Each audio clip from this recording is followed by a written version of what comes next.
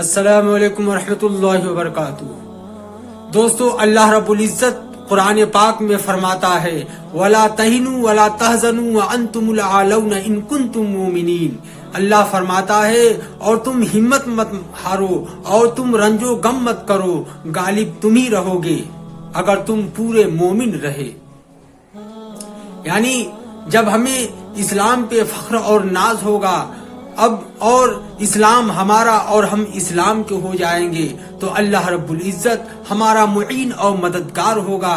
اللہ رب العزت ہم سب کی ہر طرح سے مدد فرمائے گا، اور اللہ نے وعدہ فرمایا ہے، اور اللہ رب العزت کا وعدہ جھوٹا نہیں ہوتا۔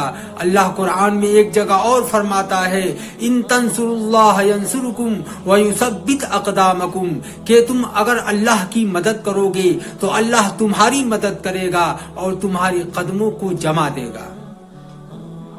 لیکن دوستو سوچو، حقیقت میں ہم مسلمان نہیں، صرف نام کے ہم مسلمان ہیں۔ ہم اپنے گریبان میں جھانک کر دیکھیں کہ اسلام کی کتنی خوبیاں ہمارے اندر ہیں اور اسلام کی کتنی محبت ہمارے دل میں ہے۔ ہم کتنی نمازوں کی پابندی کرتے ہیں، ہم کتنے ایک دوسرے مسلمان کی عزت اور احترام کرتے ہیں۔ یہ سچ ہے کہ جو قوم آپس میں نا اتفاقی رکھتی ہے، جو قوم آپس میں محبت نہیں رکھتی، جو قوم آپس میں بغض کینہ عداوت رکھتی ہے، اس قوم پر دوسرے لوگ غالب ہو جاتے ہیں۔ اللہ کے نبی کا فرمان ہے، ایک مرتبہ اللہ کے نبی نے فرمایا کہ ایک وقت ایسا آئے گا کہ ساری دنیا کی طاقتیں مسلمانوں کو اپنا نوالا بنائیں گی۔ لوگ ایک دوسرے کو بلائیں گے کہ آؤ آؤ، یہاں بہت لذیذ کھانا رکھا ہوا ہے۔ جس طرح سے دسترخوان پر ایک دوسرے کو بلاتے ہیں، اسی طرح سے لوگ دعوت دیں گے کہ آؤ یہاں پر بہت لذیذ کھانا ہے، ہر طرح سے ان کے اوپر ظلم و ستم کی جائے گی۔ تو صحابہ سمجھے کہ شاید اس وقت ہماری تعداد کم ہوگی۔ صحابہ نے فرمایا کہ اللہ کے نبی، شاید کہ اس وقت ہماری تعداد کم ہوگی۔ اللہ کے نبی فرمائے نہیں، تمہاری تعداد بہت زیادہ ہوگی، بلکہ اس وقت لوگوں کے دل میں دنیا کی محبت آ جائے گی اور موت سے ڈرنے لگیں گے۔ آج مسلمانوں کے دل میں دنیا کی محبت گھر گئی ہے اور اس کے لیے اپنے اسلام کو، اپنے دین کو بھی بیچنے کے لیے تیار ہے۔ آج مسلمان اگر مارکیٹ میں دکان کر رہا ہے تو وہ جھوٹ کے بھروسے پر اپنا دکان کر رہا ہے۔ مسلمان سود بیاج بھی کھا رہا ہے۔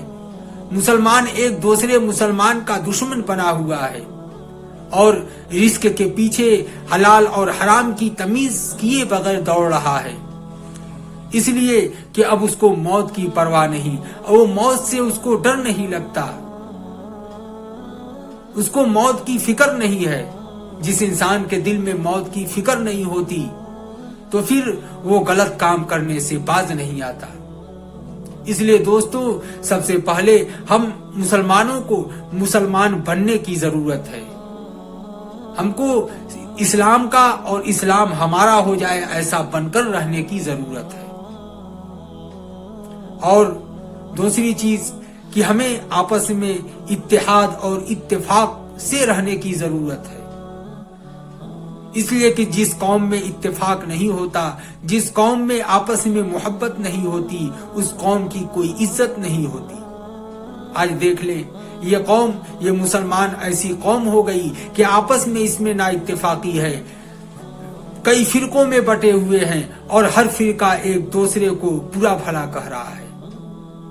وہ سنی ہے تو وہابی ہے تو اہل حدیث ہے، اسی میں مسلمان بٹا ہوا ہے اور چارے طرف سے ان کو گاجل اور مولی کی طرح کاٹا جا رہا ہے۔ تو دوستو، آپ کب ہوش میں آؤ گے؟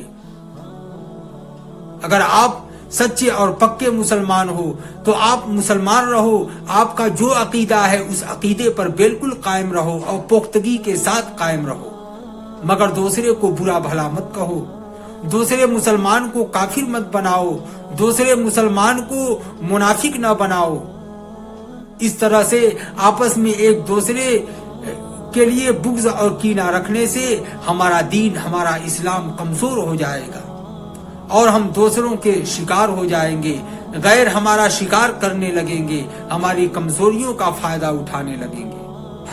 جس گھر میں 4 بھائی ہوں اور 4 بھائیوں میں آپس میں محبت نہیں ہوتی، آپس میں اتفاق نہیں ہوتا، وہ 4 بھائی آپس میں ہی ہر وقت لڑتے اور جھگڑتے رہتے ہیں، تو پڑوسی ہمیشہ ان پر بھاری رہتا ہے، ان گھر والوں کو ہمیشہ دبا لیتا ہے، اس لیے کہ پڑوسی کو معلوم ہے کہ 4 بھائی تو ہیں مگر یہ 4 نہیں بلکہ ایک ہیں، یہ الگ الگ ایک ہیں۔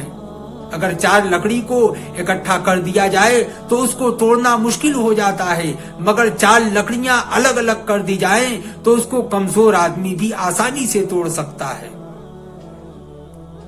تو دوستو مسلمانوں، ہم آپ سے اپیل کرتے ہیں، درخواست کرتے ہیں کہ آپ آپس میں اتحاد اور اتفاق کو باقی رکھیں، اس لیے کہ وقت حاضرہ کا یہ اس وقت کی ضرورت ہے، اس وقت ہماری ضرورت ہے، ہمارے طاقت کی ضرورت ہے، ہمارے اتحاد اور اتفاق کی ضرورت ہے۔ اگر آپس میں ہمارا اتحاد اور اتفاق ہو جائے تو پھر ہم کو کوئی طاقت ہلا نہیں سکتی اور ہم کو کوئی طاقت